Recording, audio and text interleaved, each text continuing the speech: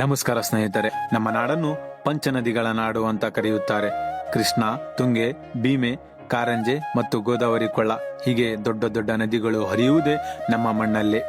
ಆದರೆ ವಿಪರ್ಯಾಸ ನೋಡಿ, ನದಿಗಳು ತುಂಬಿ ಹರಿಯುತ್ತಿವೆ, ಆದರೆ ಪಕ್ಕದಲ್ಲಿರುವ ನಮ್ಮ ರೈತನ ಹೊಲಕ್ಕೆ ಮಾತ್ರ ನೀರಿಲ್ಲ. ಗಾದೆ ಮಾತಿದೆ. ಹಾಗೆ ನದಿಗಳ ಮಳೆಯಲ್ಲಿರುವ ನಮಗೆ ಕುಡಿಯೋಕೆ ನೀರಿಲ್ಲ, ಬೆಳೆಯೋಕೆ ಹನಿ ನೀರಿಲ್ಲ. ಕಲ್ಯಾಣದ ಕನ್ನಡಿ 10 ದಿನ 10 ಸುತ್ತಗಳ ವಿಶೇಷ ಸರಣಿಗೆ ಸ್ವಾಗತ.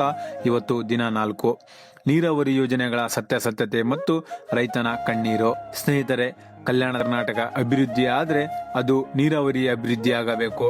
ಆದರೆ ವಾಸ್ತವ ಏನಿದೆ? ಮೇಲ್ದಂಡೆ ಕೃಷ್ಣ ಯೋಜನೆ ಇರಬಹುದು, ತುಂಗಭದ್ರಾ ಎಡದಂಡೆ ಕಾಲುವೆ ಇರಬಹುದು. ಇವೆಲ್ಲ ಪೂರ್ಣ ಪ್ರಮಾಣದಲ್ಲಿ ನಮಗೆ ಸಿಗುತ್ತಿದೆಯಾ? ಸರ್ಕಾರಗಳು ಬಜೆಟ್ನಲ್ಲಿ ಕೋಟಿ ಕೋಟಿ ಹಣ ಇಡುತ್ತವೆ, ಭೂಮಿ ಪೂಜೆ ಅದ್ದೂರಿಯಾಗಿ ನಡೆಯುತ್ತಿವೆ.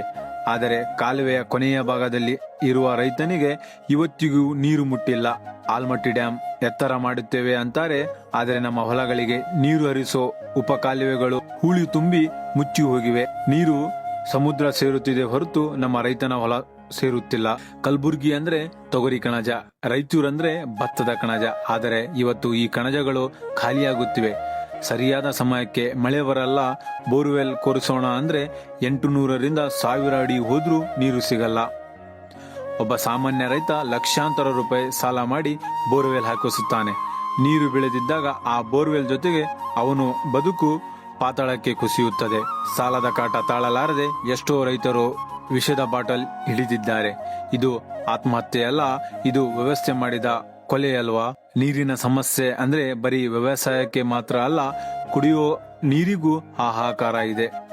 ರಾಯಚೂರು ಮತ್ತು ಯಾದಗಿರಿ ಜಿಲ್ಲೆಗಳಿಗೆ ಇವತ್ತಿಗೂ ಎಷ್ಟೋ ಹಳ್ಳಿಗಳಿಗೆ ಕಲುಷಿತ ನೀರೇ ಕುಡಿಯುತ್ತಿದ್ದಾರೆ. ಎಷ್ಟೋ ಜನರಿಗೆ ಚಿಕ್ಕ ವಯಸ್ಸಿನಲ್ಲಿ ಕಿಡ್ನಿಗಳ ಸಮಸ್ಯೆ, ಮೂಳೆ ಸಮಸ್ಯೆ ಬರುತ್ತಿದೆ. ಊರಿನ ತುಂಬಾ ಫಿಲ್ಟರ್ ವಾಟರ್ ಪ್ಲಾಂಟ್ ಅಂತ ಬೋರ್ಡ್ ಇರುತ್ತೆ, ಆದರೆ ಒಳಗೆ ನೀರು ಮಾತ್ರ ಬರುತ್ತಿಲ್ಲ. ಜೀವ ಉಳಿಸಬೇಕೆಂದರೆ ನೀರೇ ಇಲ್ಲ, ಜೀವ ತೆಗೆಯುತ್ತಿದ್ದಾರೆ. ಇಷ್ಟೆಲ್ಲ ಸಮಸ್ಯೆ ಇದ್ರೂ ನಮ್ಮ ನಾಯಕರು ಏನು ಮಾಡುತ್ತಿದ್ದಾರೆ? ನೆರೆಯ ಆಂಧ್ರ ಪ್ರದೇಶ ಅಥವಾ ತೆಲಂಗಾಣ ನೋಡಿ, ಅವರು ನದಿ ನೀರು ಹೇಗೆ ಬಳಸುತ್ತಿದ್ದಾರೆ. ಅಲ್ಲಿನ ಸರ್ಕಾರಗಳು ಮಿಷನ್ ಭಾಗೀರಥದಂತ ಯೋಜನೆ ಮಾಡಿ ಮನೆ ಮನೆಗೆ ನೀರು ಕೊಡುತ್ತಿದ್ದಾರೆ. ನಮಗೆ ಯಾಕೆ ಸಾಧ್ಯವಾಗುತ್ತಿಲ್ಲ? ನಮ್ಮ ಪಾಲಿನ ನೀರನ್ನು ಕೇಳೋಕೆ ನಮ್ಮಲ್ಲಿ ಒಗ್ಗಟ್ಟಿಲ್ವಾ? ಅಥವಾ ನಮ್ಮ ರಾಜಕಾರಣಿಗಳಿಗೆ ಇಚ್ಛಾಶಕ್ತಿ ಇಲ್ವಾ? 371J ದುಡ್ಡಲ್ಲಿ ಮೊದಲ ಕೆರೆ ತುಂಬಿಸೋ ಕೆಲಸ ಆಗಬೇಕಿತ್ತು, ಆದರೆ ಅದು ಆಗುತ್ತಿಲ್ಲ. ಸ್ನೇಹಿತರೆ, ರೈತನಿಗೆ ಕರೆಂಟ್ ಫ್ರೀ ಬೇಡ, ಸಾಲ ಮನ್ನಾ ಬೇಡ, ಅವನ ಹೊಲಕ್ಕೆ ನೀರು ಕೊಡಿ. ಅವನು ಬಂಗಾರದ ಬೆಳೆ ತೋರಿಸುತ್ತಾನೆ. ನೀರಿಲ್ಲ ಅಂದ್ರೆ ಬೆಳೆ ಇಲ್ಲ, ಬೆಳೆ ಇಲ್ಲ ಅಂದ್ರೆ ಹೊಟ್ಟೆಗೆ ಅನ್ನ ಇಲ್ಲ. ಹೊಟ್ಟೆಗೆ ಅನ್ನ ಇಲ್ಲ ಅಂದ ಮೇಲೆ ಊರಲ್ಲಿ ಇದ್ದೂನು ಮಾಡುವುದೇನಿದೆ? ಅದಕ್ಕೆ ನಮ್ಮ ಜನ ಹೊಟ್ಟೆಪಾಡಿಗಾಗಿ ಊರು ಬಿಡುತ್ತಿದ್ದಾರೆ. ರೈಲಾಗಲಿ ಬಸ್ ಆಗಲಿ ತುಂಬಿ ತುಳುಕುತ್ತಿದೆ. ಇದೇ ನಮ್ಮ ನಾಳಿನ ದಿನ 5. ಈ ಒಂದು ವಿಷಯದ ಬಗ್ಗೆ ಮಾತನಾಡೋಣ. ಊರು ಬಿಟ್ಟು ಹೋಗುತ್ತಿರುವ ಈ ಲಕ್ಷಾಂತರ ಜನರ ಕಣ್ಣೀರನ ಕತೆ ನಾಳೆ ಹೇಳುತ್ತೀನಿ.